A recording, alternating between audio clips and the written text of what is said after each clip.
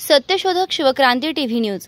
ज्याची कोणी दखल घेत नाही अशा अन्याय, अत्याचार, भ्रष्टाचार, बेकायदेशीर काम होत असेल तर त्याची बातमी, आपल्याकडील विशिष्ट बातम्या, लेख, काही गुणीजन गुणवंत यांची यशोगाथा, समाज उपयोगी मार्गदर्शन, लेख, नोकरी विषयक बातम्या, वाढदिवस, रौप्य महोत्सव, सुवर्ण महोत्सव, अमृत महोत्सव, उद्योगधंद्यांचं उद्घाटन, यशस्वी उद्योगाची माहिती तसंच जाहिराती न घाबरता न लाजता आपले लिखाण पाठवा।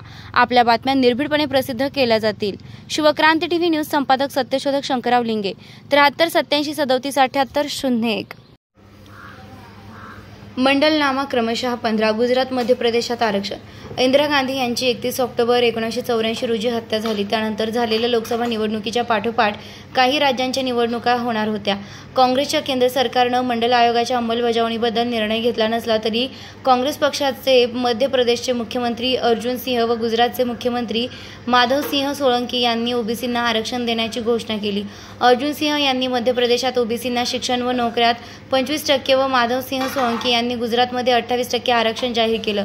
या घोषणेमुळे काँग्रेस पक्षात भडका उडाला। दुसरीकडे गुजरातमध्ये आरक्षण विरोधी आंदोलनानं जोर पकडला। मंडल आयोगाच्या आंदोलनाला पहिले आव्हान गुजरातमधून मिळाले।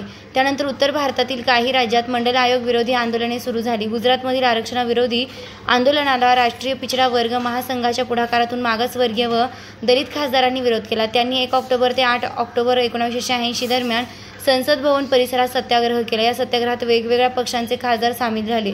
माधव सिंह सोळंकी व अर्जुन सिंह या काँग्रेसच्या 2 मंत्र्यांना या मुख्यमंत्र्यांना मंडलविरोधी आंदोलनाऐवजी काँग्रेस पक्षातून मोठा विरोध झाला।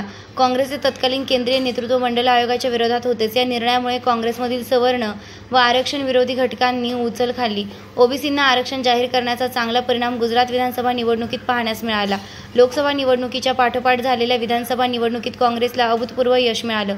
इंदिरा गांधी यांच्या हत्येनंतर निर्माण झालेल्या सहानुभूतीच्या लाटेत लोकसभा निवडणुकीत गुजरातमध्ये काँग्रेसला 53% मते मिळाली होती। ओबीसींना आरक्षण जाहीर करण्याच्या घोषणेनंतर काँग्रेसला विधानसभेच्या 82% जागा मिळाल्या। मध्य प्रदेशातही काँग्रेसला मोठे यश मिळाले। या दोन्ही राज्यात ओबीसी, दलित, आदिवासींनी काँग्रेसला भरभरून मतदान केलं।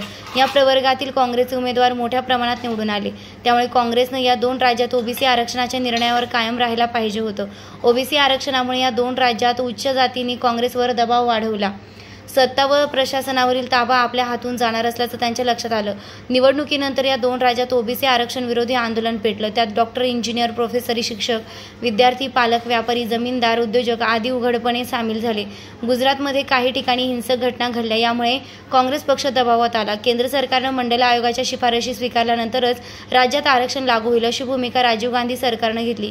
गुजरात राज्य सरकारला 25 मे 1985 रोजी हे निर्देश देण्यात आले। हे निर्देश जारी करून काँग्रेसने दोन्ही राज्यातील आपल्याच पक्षाच्या मुख्यमंत्र्यांना तोंडघशी पाडलं। परिणामी या दोन्ही मुख्यमंत्र्यांनी ओबीसींना जाहीर केलेलं आरक्षण स्थगित केलं।